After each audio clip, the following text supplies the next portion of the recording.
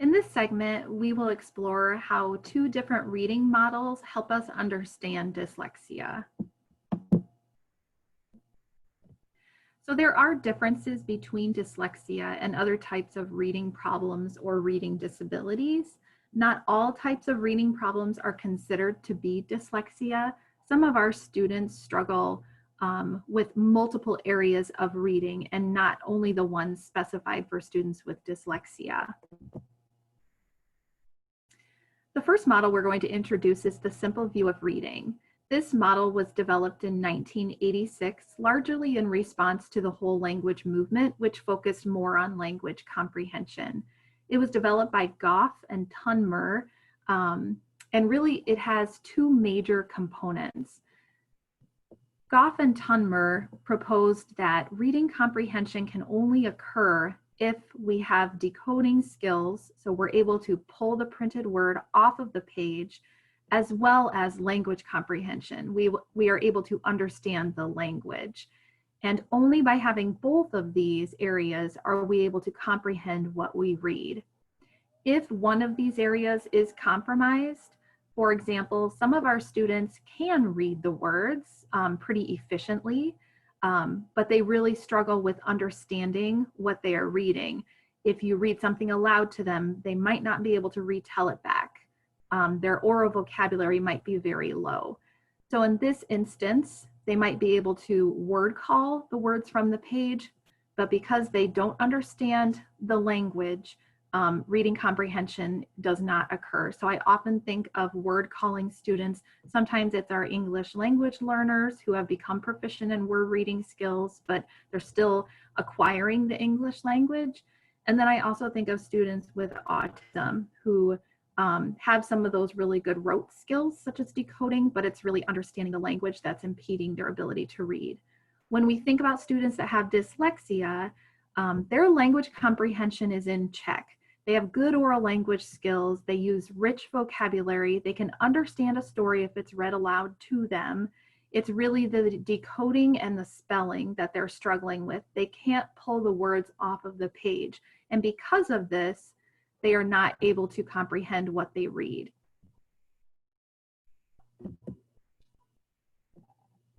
So what the simple view of reading does, it helps us understand potential instructional profiles. This slide illustrates the prevalence of these different instructional profiles. The most prevalent profile is actually students that have both poor language comprehension and poor word recognition. So they're weak in both areas of the simple view of reading. These students will likely need a multifaceted approach to reading instruction and intervention. Our next most prevalent type are students that have good language comprehension but poor word recognition. These are students that are really, they have that dyslexic profile. So these students would likely benefit from word recognition instruction, decoding, and spelling, and they are not likely to benefit if instruction is focused only on language comprehension or reading comprehension strategies.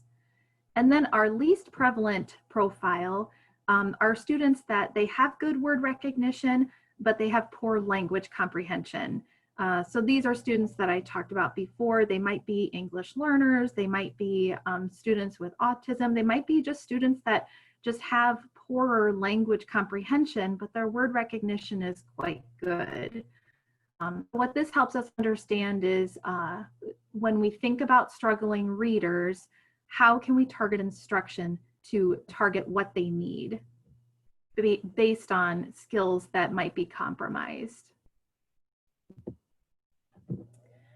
So again, the simple view of reading model really predicts that 3 different types of struggling readers exist. The first, which is that dyslexic reader, those who can understand the text when it's read aloud, but they have trouble reading the words. The second profile, which is those students who can read words accurately, but do not comprehend what they read.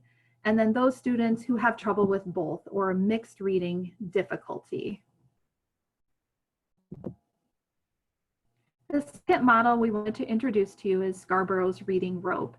This was created by Hollis Scarborough in 2001, And what he did was really break apart the simple view of reading, because we know that reading is much more complex than just language comprehension, word recognition.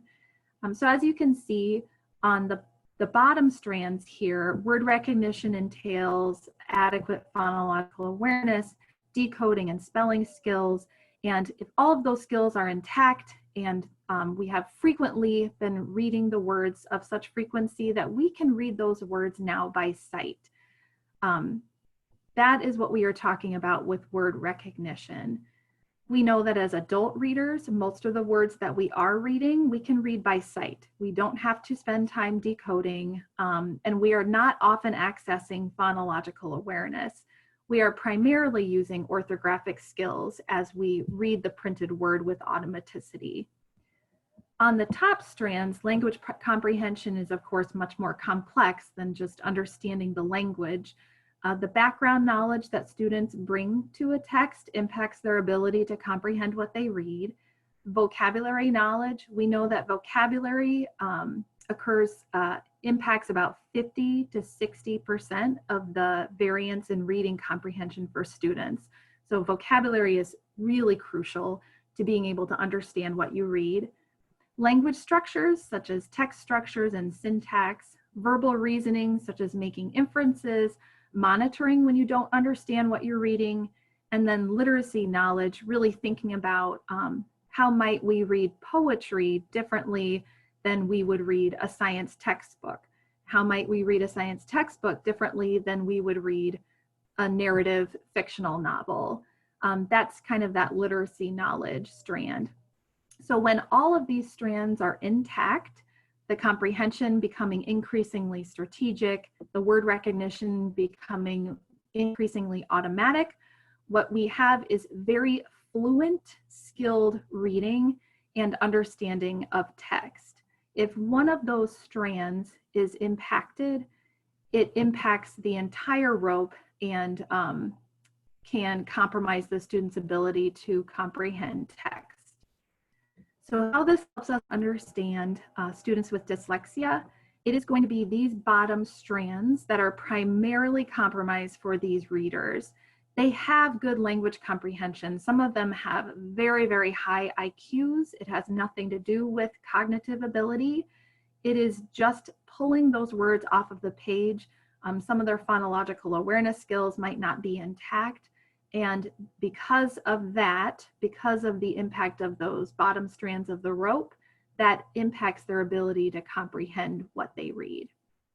So given that, we welcome you to take a moment and complete the discussion post summarizing one of these reading models and how it connects to dyslexia.